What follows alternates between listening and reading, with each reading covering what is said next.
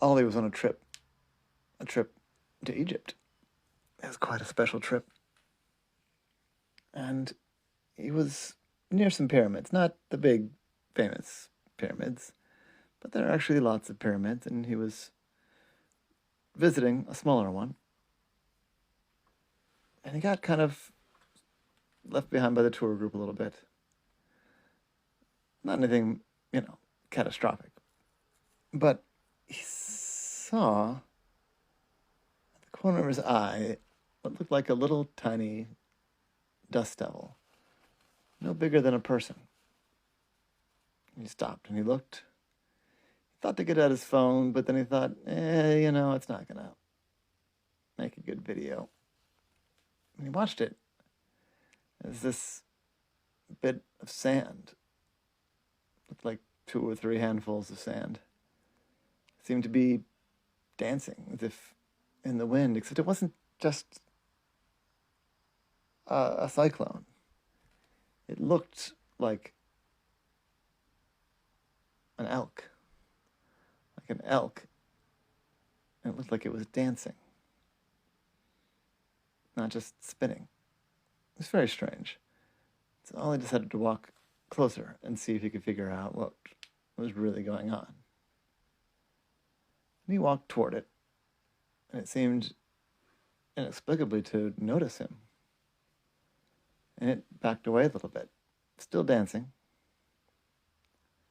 And Ollie walked closer, and it turned and nodded to him, and then it bounded off around one corner of the pyramid.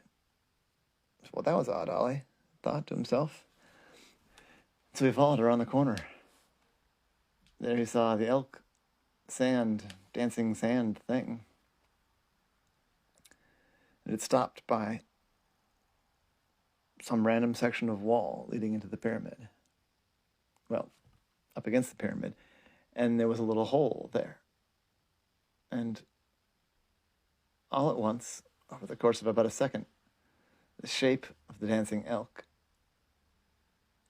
collapsed into a funnel and seemed to dive into a hole about the size of a 2-liter bottle. Not quite at the bottom of the wall, but, say, 4 inches up from the bottom. Ollie ran over and looked. Plenty big enough for him to get through if he wanted to, was his first thought. Is that a good idea, Ollie thought? But that was weird, right? And it wouldn't hurt anything for him to go take a quick look. He realized he wouldn't necessarily be able to squeeze his whole bag through.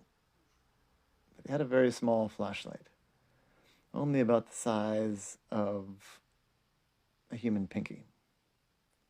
So he grabbed that, set his bag aside, next to the hole, and squeezed his way into the hole. It was more than 1 brick thick.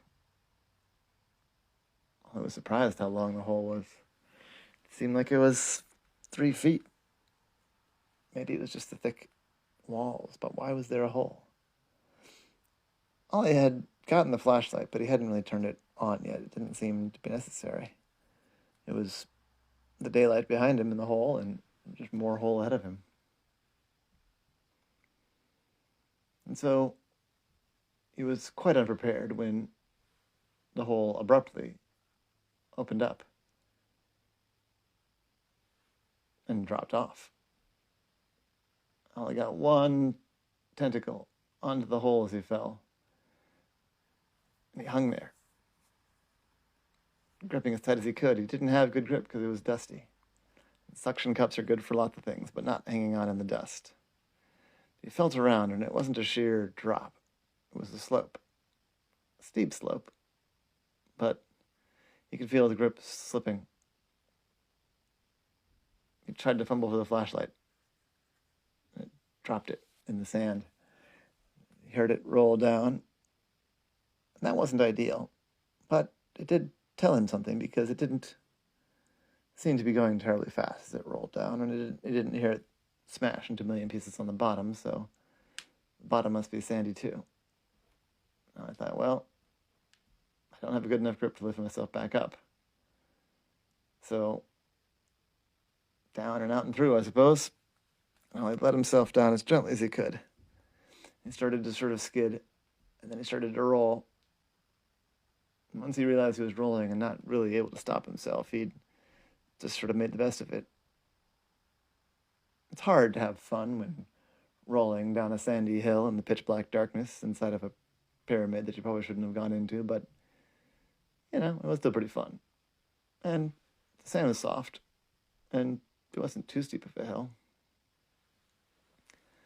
So, Ollie rolled. He rolled with it quite literally. As he got, 30 seconds into the roll, the slope seemed to curve and level out. He rolled over a cylinder that he thought must be his flashlight and grabbed it at the last second. And when he rolled to a complete stop, it was indeed the flashlight. So he turned it on and looked around, and he was in this big, dark cave. But that was less of a concern, as the gnome that was 3 feet away from him, staring at him intently. Gnome was a guess. Ollie wasn't sure what this creature called itself. That, of course, was his first question. He said, "Oh, hi, sorry, are you... what's your name?" He said, "Me? Melvin." "Hi, Melvin. I'm Ollie. I'm an octopus. I don't really belong in the desert, but here I am. What sort of creature are you?" "Oh, well, a person?" "But you're not a human," Ollie said. "No, not a human. I've never met a human. Are you a human?" I said, No. "Are humans where you're from?" I said, "Yeah, lots of humans. I live up on the surface." "Oh, yeah, never been to the surface." "No, we're all, people down here, but not that kind of people." "Well, no, there's one. There is one. One human down here," Ollie said. Yeah, I'm not really involved in that whole thing. I just do what I'm told, but, no, there's one human up in the tower." I said, "Oh, okay. Do they know how to get back to the surface?" "Oh, I couldn't tell you. I've never tried to go to the surface. Ick, why would you want to be in the surface? Doesn't it bother you being up there with just no sky above you, or no roof above you? Just it's just open sky, right? Like it's just keeps on going until you're in outer space." I mean, I've never been, but that's what I've heard. That's what they say in the books. I said, "Yeah, the sky is just open. It sounds terrifying. And you like it up there?" I said, "Well, I've lived there or in the water my whole life. So I'm used to it, I suppose. And you're used to it down here. We're all right-thinking people live, I would think. Anyway, come with me. I'll show you the way. Like I said, I don't know anybody that's involved with the human, but I know where that's all going on." So Ollie followed Melvin, and they had a nice conversation. So Melvin was one of a whole community of people that lived down here. Well, not quite human people exactly. Ollie decided he would go ahead and call them gnomes until someone corrected him, at least in his own head. Once they got away from the hillside, Ollie could see that there was sort of a town with lights, street lights, and lights inside windows and things like that. Not a huge, bustling metropolis, but a decent-sized small town. And it had all the other trappings of a small town. There was restaurants and shops that made things like shoes and hammers. I was pretty sure he spotted a library. Sure he spotted a school. But they're not quite in the middle, but maybe 3/4 of the way from one side, there's a tower. It looked guarded. Melvin said, "This is as far as I can take you. I'm a gatherer. I go out and I find things. out in the far reaches where I found you. But the guards can tell you what's up. Maybe the magistrate will want to talk to you. Good luck, Melvin said, and before Ollie realized, Melvin was gone. So he walked up to the guards and announced himself. He said, "Hello, I'm Ollie the Octopus. I'm from the surface. I was hoping somebody in here might tell me how to get there." "Oh, well, you probably want to talk to the human about that. Yeah, I mean, you can go on up." I said, "Okay. So you're guards, but you're not keeping everything out?" No, it's more a question of keeping him in than keeping you out. He's a little big. You know, I don't know if he's a regular size human, but he's way bigger than us. Is he? Is he troublesome? He's a little unpredictable.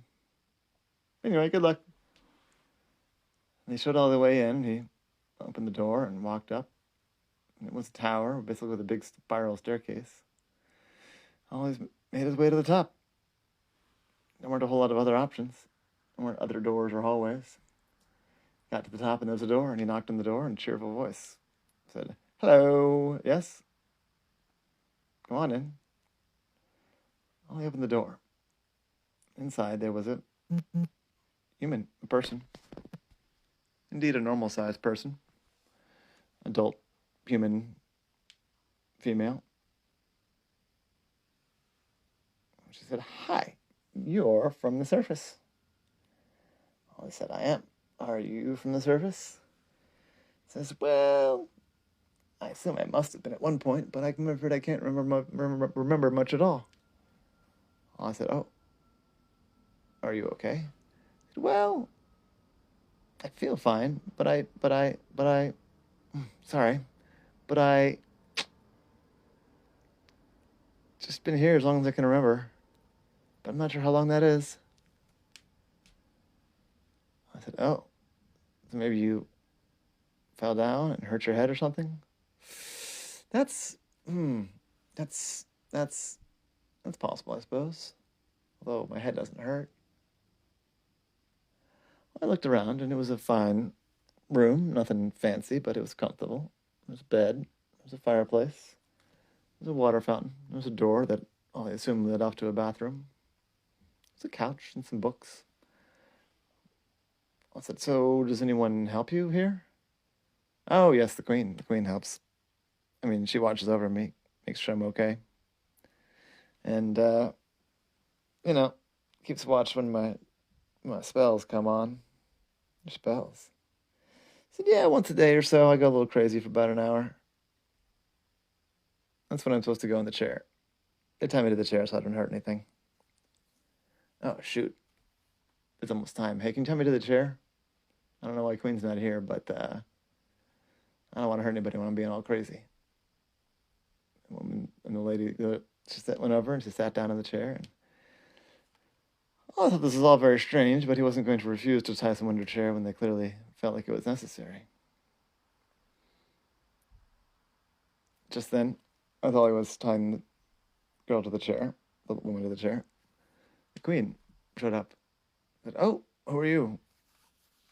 I said, "Oh, I'm Ollie. I'm a detective. I'm from the surface. I'm trying to find my way home." "Ah, well, you can never go home, sorry." I said, "What?" "Nope. People come back, people come down, but nobody is allowed to go back up." I said, "Oh, well, that's not good. I have a whole life up there." "Yeah, well, you did. Now you don't. Now you're here. Sorry." Ollie was just wrapping his head around this when the clock struck 11. And all of a sudden a change came over the woman that he just tied to the chair. She said, "Oh, you gotta help. You gotta help. She's a witch. The chair is cursed. It takes my memories away. I only remember who I am for an hour a day. And you gotta get me out. The Queen, she's some sort of kidnapper. I don't know what her deal is." Well, I wasn't sure what to think about this. But then when it turned around, the Queen had turned into a giant snake and was lunging toward Ollie. I said, "Oh, okay." Jumped out of the way just in time. and the Queen's head went crashing into the chair. The chair broke, the Queen was knocked unconscious, and the lady was freed. And still in my right mind, she said, "Ha ha. I'm pretty sure it was the chair doing it. I'm pretty sure you just freed me." "What do we do?" Ollie said. "We tie her up and then run. I know the way out, now that I have my memories back." So as quick as work as they could, they tied the unconscious Queen, who was now a snake, to the bed. They weren't really sure what bits you needed to tie on a snake. On a human, it's pretty obvious what bits you need to tie, but on a snake, who knows. So they did their best, and they ran down the stairs. And the guard said, "Hey, you're not supposed to leave." And the lady reared up to her full height, nearly twice the size of the two guards. She said, "And what are you going to do about it?" The guards looked at each other and they said, "Nothing. Good luck." And so they ran. And they ran past Melvin and said, "Good luck." And they kept on running until they reached a tunnel. The tunnel became stairs. And the stairs became a ladder. And at the top, there was a little sliver of light. She said, "Can you push it up? Can you lift it?" And Ollie braced himself against the ladder and pushed up on the circle of light as hard as he could. And all at once it went and popped open like a manhole. There they were, back on the surface, about a quarter mile away from the pyramid where Ollie had started. They closed the manhole, and they ran all the way back to the tour bus. And the tour guide was looking very anxious. He said, "Oh, there you are, thank goodness. Oh, didn't want to lose another tour guest. Oh, wait, it's you. You're back." She said, "Yes? You've been missing for 4 weeks. I nearly lost my job, and here you are. Are you okay?" I said, "Well, I'll live. Let's get out of here." And they got on the bus, and they left. And that was the case of Ollie and the Dancing Sands.